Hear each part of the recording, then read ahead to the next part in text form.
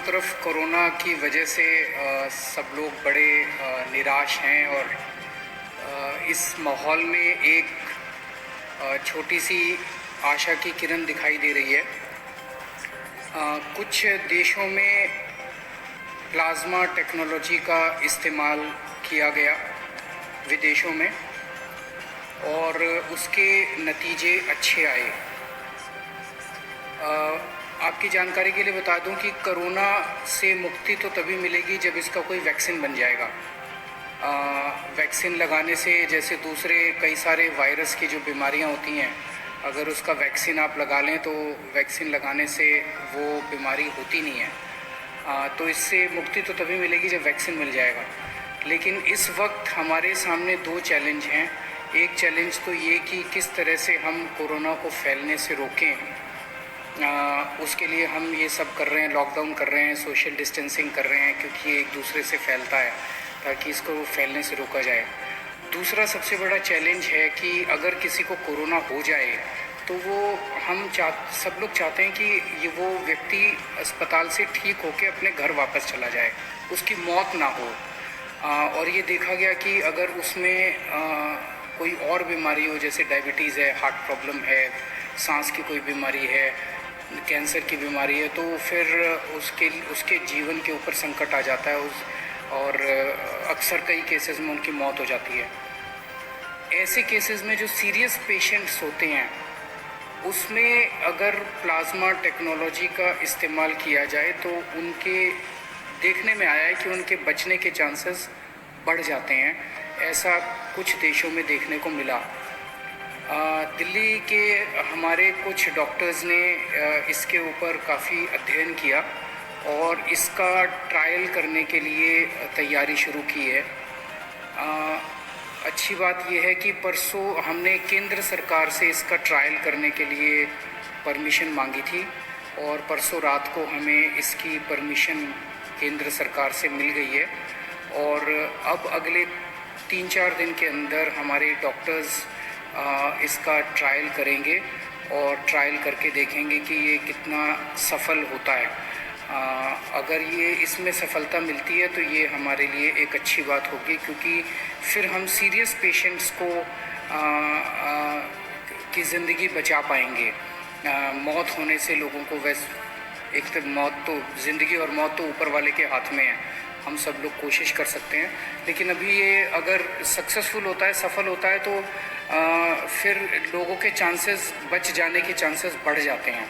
लेकिन अभी मैं साफ कर दूं कि ये केवल ट्रायल स्टेज पे है और ये सफल होगा कि नहीं होगा ये अगले हमें 4-5 दिन के अंदर डॉक्टर्स जब ट्रायल करके देखेंगे तो पता चलेगा। ये टेक्नोलॉजी क्या है? इस टेक्नोलॉजी में जिस व्यक्ति को कोरोना एक बारी हो जाता है, वो जब ठीक होता है तो उसके शरीर में, उसके खून में एंटीबॉडीज़ डेवलप हो जाते हैं। ये एंटीबॉडीज़ उसको ठीक होने में मदद करते हैं। तो ऐसा व्यक्ति जो कोरोना से ठीक हो गया, उससे वो अपना रक्तदान करता है। उससे जैसे हम ब्लड डोनेशन करते हैं, ऐसे ही ठीक हुए कोरोना के व्यक्ति से रक्त लिया जाता है।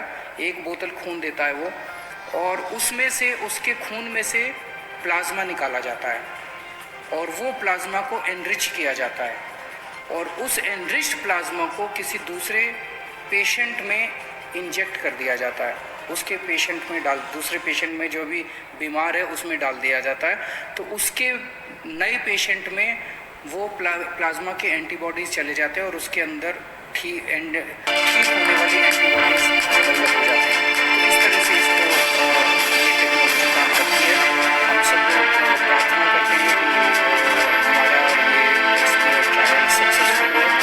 अगर सक्सेसफुल होता है तो इससे और भी कुछ राज्य, जैसे मुझे पता चला है केरला, महाराष्ट्र वगैरह इसके ऊपर काम कर रहे हैं और मैं उम्मीद करता हूँ कि सबके प्रयास इस बारे में सफल हों।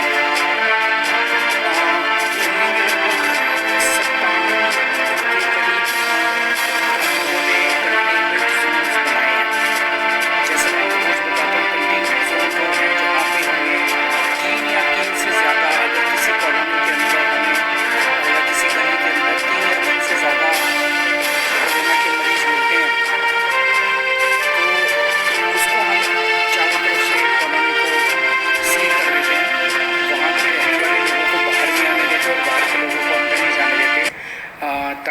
बीमारी बाहर ना फैले। और तो वहाँ पे फिर हम ऑपरेशन शील्ड चालू करते हैं, जिसके अंदर उस एरिया का सैनिटाइजेशन करते हैं। उस एरिया तो ऐसे कंटेनमेंट जोन्स के अंदर क्या क्या किया जाता है, इस बारे में अभी कई सारी गलत फहमियाँ हैं। क्योंकि मेरे पास बहुत सारे फ़ोन आते हैं, बहुत सारे मैसेजेस आते हैं, और अक्सर मैसेज ये आता है कि सर हमारे एरिया को कंटेनमेंट जोन तो बना दिया, लेकिन अभी तक हमारे यहाँ पे कोई भी सैंपल लेने नहीं आया हमारा। तो मैं आपकी जानकारी के लिए बता दूं, कंटेनमेंट जोन में जैसे कंटेनमेंट जोन लागू किया जाता है, वहाँ पे सबसे पहला काम किया जाता है, आपके लिए एसेंशियल सर्विसेज की इंतज़ाम किया जाता है। तो आपके एरिया को सील कर दिया, और वहाँ पे आपके जो सील किया बाउंड्री के ऊपर आपके लिए सब्जी वाले का, दवाई वाले का, इसका सबका इंतज़ाम किया जाता है। पुलिस वाले व्हाट्सएप ग्रुप बनाते हैं, व्हाट्सएप ग्रुप के अंदर आप लोग लिखते हैं कि हमें ये वाला सामान चाहिए, वो वाला सामान आपको मुहैया कराया जाता है। तो एक पहला काम किया जाता है, एसेंशियल सर्विसेज का इंतज़ाम किया जाता है। एक काम किया जाता है, सैनिटाइजेशन किया जाता है पूरे एरिया का। जो मशीनें मैंने बताया था, उन मशीनों के ज़रिए उस एरिया को पूरे को सैनिटाइज़ किया जाता है। फिर डोर टू डोर सर्वे किया जाता है। सर्वे सबका होता है, हर एक के घर में कोई ना कोई दिल्ली सरकार की टीम जाती है और उनसे पूछती है कि आपके घर में कोई बीमार तो नहीं है, बुखार तो नहीं है, किसी को सांस की शिकायत तो नहीं है। तो जो कोरोना के सिम्टम्स हैं वो पूछते हैं कि आपको कोई ये सिम्टम्स तो नहीं है। ये सर्वे 100% लोगों का होता है। अगर किसी कंटेनमेंट जोन में अभी तक नहीं हुआ तो हो सकता है 2-4 दिन में हो जाए, क्योंकि बहुत ज़्यादा कंटेनमेंट जोन बन गए हैं। टीम्स थोड़ी सी कई बार कम पड़ जाती है एसडीएम के पास, तो वो 100% का होगा। जो लोग सिम्टम्स मिलते हैं जिन लोगों के कोरोना के, उन लोगों का केवल सैंपल लिया जाता है। तो लोग ये उम्मीद ना करें कि किसी भी, परसों मैंने एक खबर पढ़ी थी जिसमें एक एरिया के कंटेनमेंट जोन के लोग कह रहे थे कि जी हमारे यहाँ तो एक भी आदमी का सैंपल नहीं लिया गया। और तो जब उनके पास गए तो उन्होंने कहा हाँ हमारे यहाँ सर्वे करने तो आए थे, सैंपल लेने नहीं आए।